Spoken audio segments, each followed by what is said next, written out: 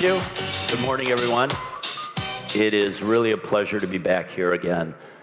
I put on an event, and I know how much work is involved in putting on an event, and the Kaspersky team with Kix and their other events just does an amazing job, which is one of the reasons why I traveled all the way from Hawaii to Sochi to speak here.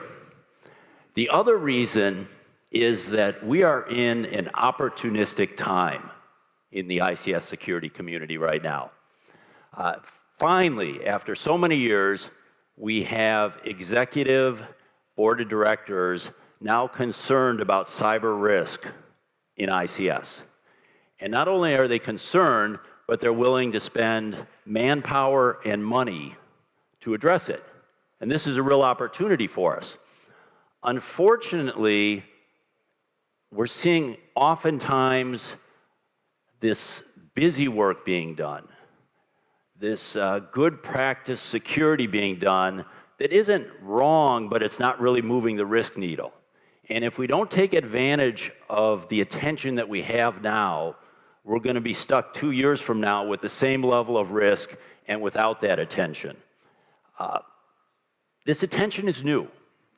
I did my first control system security assessment. It was a SCADA assessment of a water system back in 2000, almost 20 years ago. And believe it or not, there were a few people actually concerned about control system security 20 years ago. Not a lot, and mainly they were people like plant managers. They weren't the executives. And what we found was it was almost impossible to get the resources to address these issues. But that changed about 5 years ago. We started to see the board start to ask questions and the COO start to ask questions. And it really picked up about 3 years ago. And the funny thing was, their interest did not come because operations or information security convinced them they needed to worry about it. It came from the outside. So for example, we had a manufacturing client that I always ask, anytime anyone hires us, I always ask, why do you care? You know, what was it that made you care about control system security? And the gentleman said, well, the CIO of our company was sitting next to the CIO of Coca-Cola at an event just like this, and the Coca-Cola guy was telling him, hey, we're worried about this, these are all the things we're doing. So the CIO of the manufacturing company we were working with went back and started asking questions and didn't like the answers he got. Or in another case, a board of directors member happened to get his hands on a report from the Chatham Group that said power systems need to worry about security. So what's happening is these executives are becoming aware of the cyber risk they have from the outside, and they tend to do two things that if you're not in front of them are going to hurt you, that are going to take you down the wrong path. The first thing they do is they hire consultants, which I'm a consultant. That's not all bad. I like to be hired. But they tend to hire the people who were doing their enterprise work.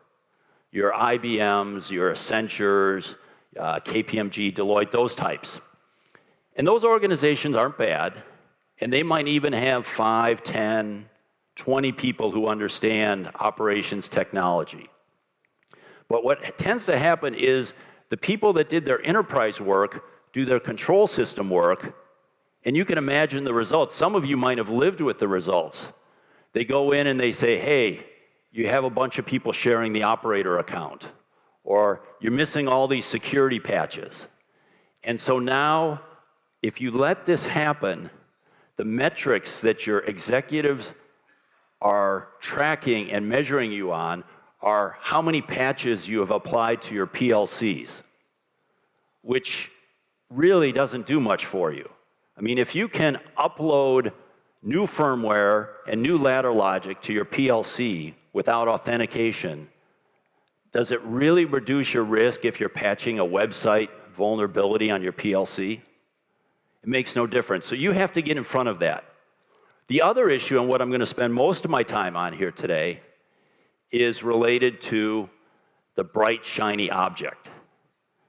And this is, if you've talked to management at all and they say, we have this problem, we want to spend money to fix it, their preferred solution is, hey, let me buy this great product to solve all my problems.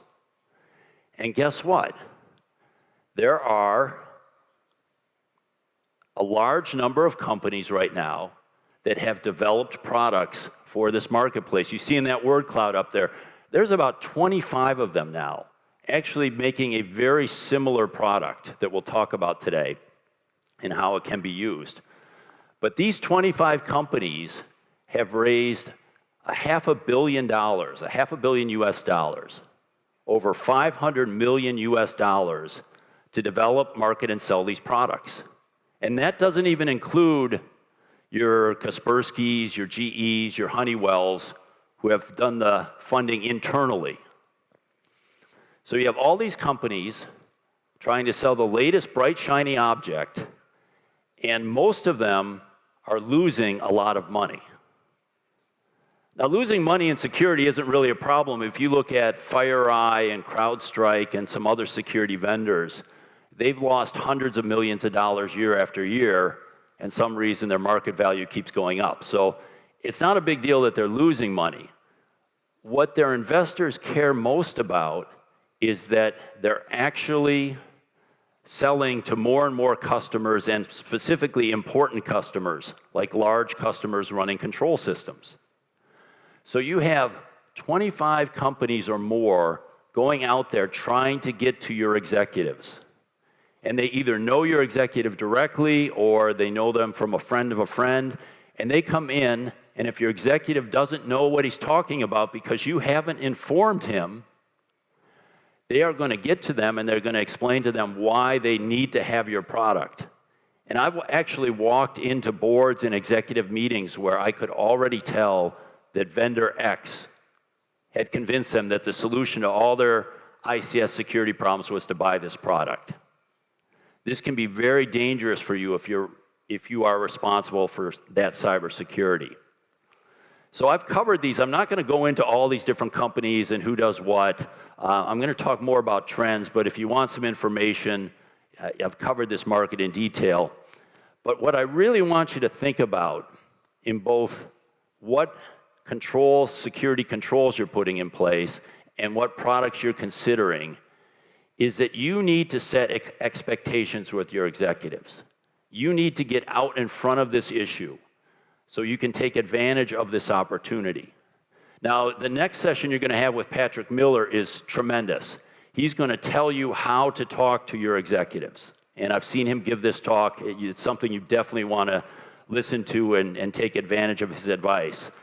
But when it comes to these products that I'm going to talk about, one thing, if you don't remember anything else from this talk, I want you to know that whatever you're putting forward to your management in terms of what you're going to do, you want to make sure that you set expectations that this is an interim step.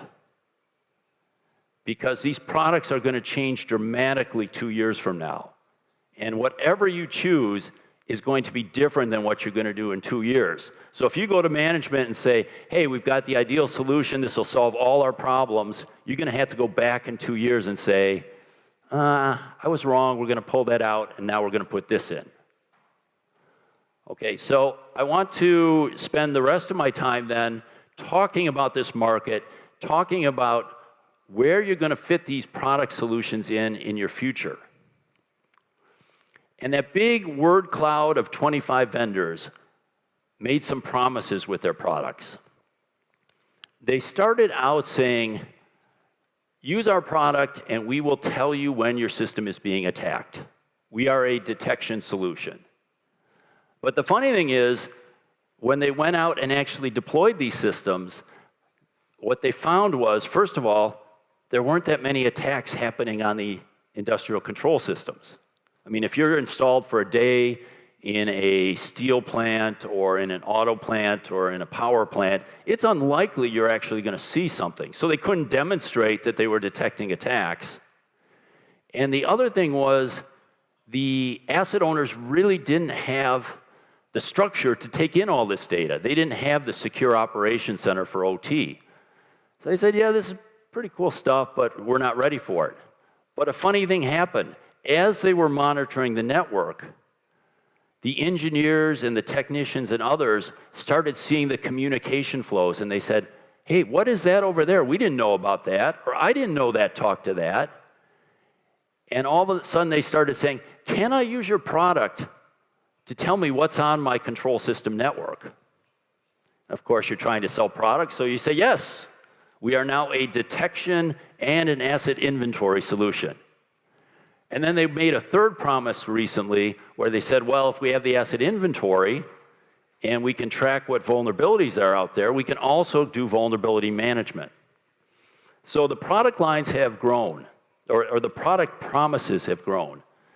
And one thing that I think is really not understood yet, but is a key point to think about, is whatever you end up with for an asset management solution and a detection solution, they are not going to be one product. They're going to be two different products. So all these products that are trying to do both are going to have to pick one or the other because they're two very different solutions. Now, these products, almost all of them are passive only. They're just listening on the network. So essentially you connect them to your switch, either a tap port or a span port on your switch, and they're just listening to all the communication going over the network. And you will get some interesting information about what assets are on your network. But this is not going to give you the asset inventory that you're going to want to use. It's not complete. It's not a very effective measure for generating an asset inventory. And it doesn't do anything for change control, your configuration management database, all the other things you're going to want for asset management. Your asset management solutions are going to be more like the elements on the right side. So there's some solutions that are actively going out and asking information about the cyber assets. This isn't scanning. It is using legitimate protocols to get information. So if you're going to go to a Windows server, you're going to use WMI. If you're going to go to a Siemens device and try to get information about Siemens assets, you're going to use a Siemens protocol, and so on and so on.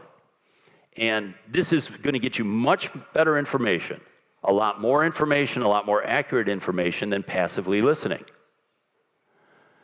It's funny, only one of the companies in that cloud, Indegy, did this active all the way up until the end of last year, and this was great.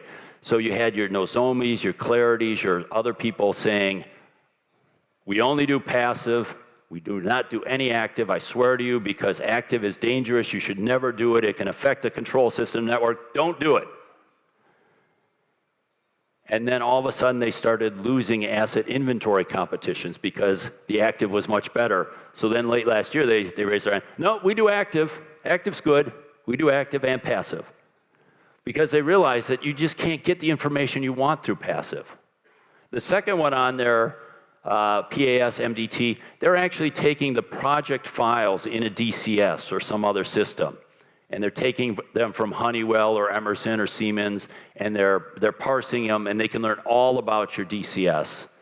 And then engineers love entering things manually. They love their spreadsheets, so you can enter things manually. But whatever you do on your asset management solution for the asset inventory part, there will be a single source of truth. This will be where you will have your main asset inventory, and you'll get information from other places. And one of those places will be your passive solution. So while I said these new solutions are not ideal for maintaining your asset inventory and creating your single source of truth, they do play a role, and they are of value. For example, if you are using them for detection, connecting up to your asset management solution and understanding everything on your network is a huge help. But what's more interesting is the idea that they can detect new things on your network. So imagine you're using either the project file or querying to look at everything that's on my network and creating an asset inventory. If someone plugs something new into my network, my asset inventory, my asset management system isn't going to know about it. But the passive solution, the solutions in that word cloud, will tell you, hey, there's a new IP address on the network. You should consider this. So it plays an important role, but you shouldn't view it as your asset inventory solution. I asked one of the vendors to mock something up for me, and this is a bit of an eye test, so I'll zoom in here. So what you can do, this is an example of a passive solution sending information into an asset management system. And it can say, that could say source could be Kaspersky, Kix nodes, or Kix network. It could be whatever you choose, where it's located. But what's more interesting is since it knows the asset management system's inventory, it can say, hey, we saw something new on the network. Send it to your asset inventory, and then the person who is responsible for that on your asset management system can decide whether it accepts it or not. So there's a very useful role for these systems, but you just have to position it correctly. You don't want to go to management and say, we are going to use this solution for our asset inventory. You want to go to management and say, this solution will augment our asset management solution and tell us when new things are connected to the network. In this diagram here, you show the next level of integration that you need to consider. In the US, I'm not sure how prevalent it is here in Russia, but in the US, we have enterprise-wide asset management systems, and ServiceNow is probably the most popular. You're going to want to make sure that your OT asset management system can send information to your enterprise, your company-wide asset management system. That connection is going to be really important. And maybe sometime in the future, you may even want to have that connection. Now, these presentations right now, I'm leaving out a big step because you just have those nice arrows going back and forth. And if you look at the products today, they'll all say we support the REST API or Google's equivalent.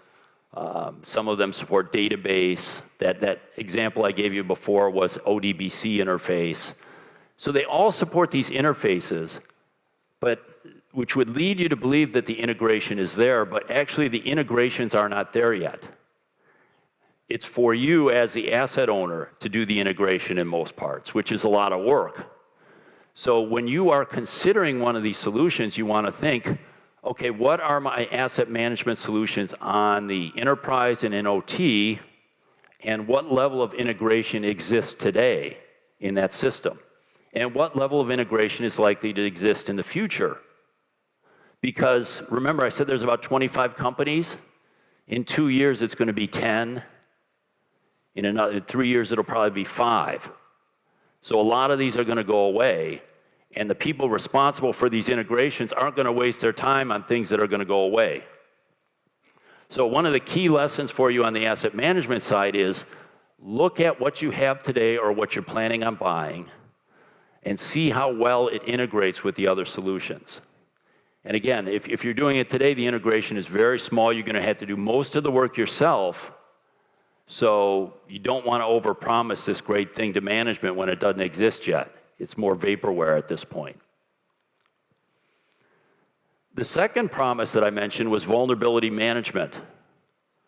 In vulnerability management, it's actually funny. This is, if I had to pick any one of the three that is leading to sales right now, it's number one is either asset inventory or vulnerability management.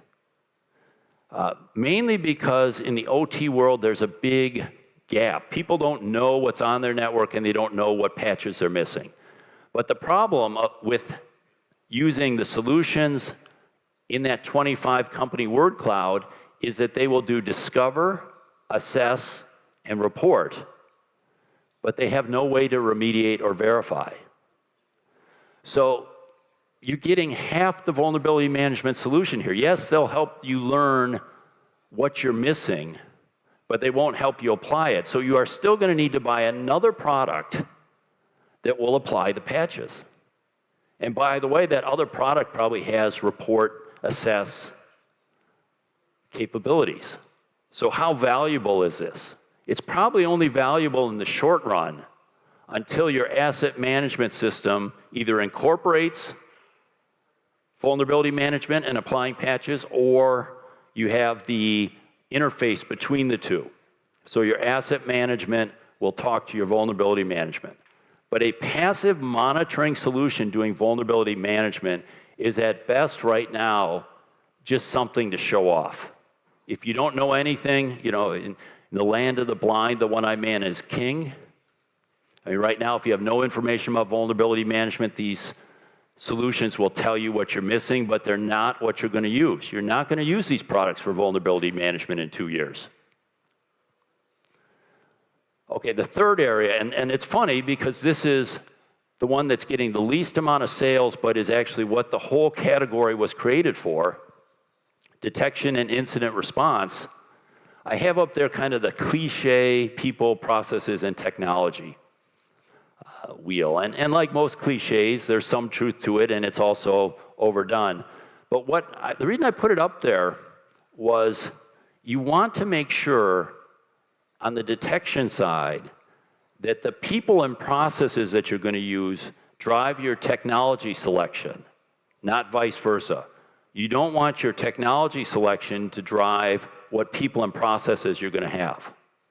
And right now, when you look at these solutions that are out there, with a few exceptions, I'd say Kaspersky is an exception and Dragos is an exception, the actual user interface that these things have, these products, these detection solutions have, the user interface will be in 2 years of no value, which is kind of surprising because it's what a lot of the sales effort is on now. But probably my best illustration of this was at S4, we have our main stage, our technical stage, and our sponsor stage. And the sponsor stage is like you might think. It's where sponsors can say whatever they want. And so CyberX, which was one of the competitors, presented on that stage, and they brought one of their customers, First Quality Enterprises, up on stage with them. And of course, if you bring a customer up on stage, he's going to say good things about you, right? So he said, hey, we love the CyberX product. It's really great. We use it all the time. But by the way, we never actually look at it. We send all the data to IBM QRadar. We'll never look at the CyberX screen. And this is what's going to happen for most of these products, is that the GUI is going to go away. It's just going to be used for configuration. An analyst is never going to look at the detection GUI on those products. What's going to happen is that technology is going to be in a container in your switch. So it's much more important on who has relationships to get that technology in the switches you use than what you can see through the GUI on detection. And the other thing here is that this is just one source of information. So if I'm doing detection on my operations technology network, my ICS, yes, I want passive. It's just like intrusion detection, except it's more than signature-based now. There's anomaly detection, behavioral analysis, all these other buzzwords. So it's better than just IDS was 10 years ago, but it's just passive monitoring. That is one data point in my OT detection strategy. There are some of the other things that you'll want to do. And by the way, some of these are much more effective and efficient. By efficient, I mean you get fewer false positives, you get fewer data that's not actionable. So for example, endpoint protection. If you add Kaspersky Kix nodes, you definitely want to be monitoring that. Because if you see an alert there, it probably means something bad is happening on your network. You want to watch your firewall logs, you see the list up there, including your ICS application and historical data. So you're going to want all these data sources coming in to wherever you're doing your OT detection. And almost all the solutions, again, with the exception of Dragos and Kaspersky that I'm going to show you in a second, they're just looking at this passive source. So you're never going to want an analyst just looking at this one source on this one screen. He'd have to have 20 or 30 screens to flip between, which is completely impractical. So I thought a good example of this would be Kaspersky's MLAD. And I'm sure you're going to see this diagram. I stole it from them. I'm sure you're going to see it a number of times throughout the day. But the main concept here is you see a lot of different data sources coming in. You're getting data from Kix network, you're getting data from Kix nodes, you're getting process data itself. And then you're actually getting historical data, so you can do process variable anomaly detection, which is a huge, to me, that's going to, once we get that right, that's going to be the big win. But the concept here is you're not going to want this, just this passive only monitor. So if you buy one of these products and tell management, this is my detection solution, you're going to come back from 2 years, you're going to come back 2 years later and say, you know, it's only giving us maybe 5% of what we need. We really need all this other stuff. So you don't want to get too far ahead. And then there's even the question, do you want to have an OT detection capability that's separate? Do you want your own OT SOC, your own ICS Secure Operations Center? Or do you want to integrate it with your enterprise? Because the manpower to do two is a lot more. You know, a lot of people are having trouble just keeping one SOC staffed and dealing with it. Now imagine doing two. Some people will do this, but I think most will take an enterprise look at this. And the reason for this is because most of the attacks come through the enterprise. You know, we look at Triton, Ukraine, just about every attack we have seen, it starts from the enterprise and moves in, so you're going to want that visibility across both networks. So one of the key things you need to look at is how well is my, whatever solution I buy, how well does that integrate with the SIEM or whatever enterprise detection solution I'm running? And this is almost exactly like asset management, where yes, there's an interface. So almost all these solutions will send the data to Splunk or QRadar, but it isn't sent, well, I guess it's just like, you can think of it as a one-way data transfer. So it'll send the alerts to QRadar, to Splunk, or whatever you want, and you will be able to search based on IP address and time and maybe severity. But it has no context. There isn't any real integration. A lot of times it's a separate tab on their display.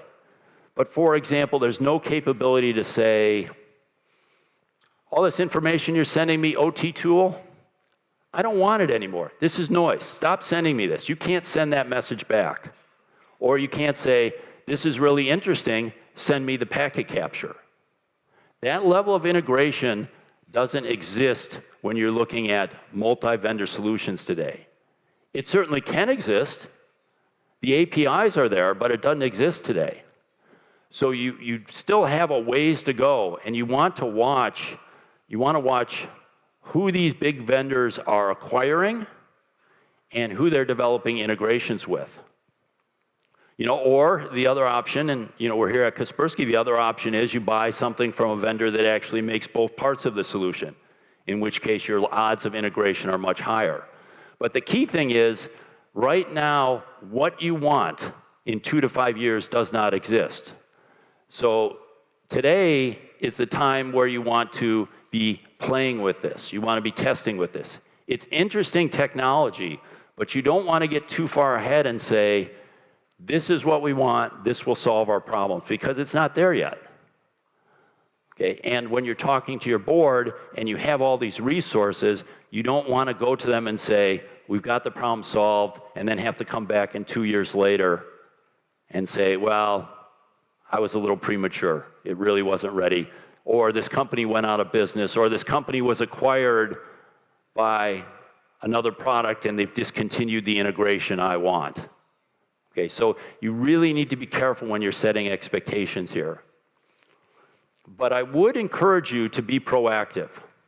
By this I mean you need to be talking with your executives, as Patrick will tell you how to do, because if you don't, they're going to make up their minds from other information sources.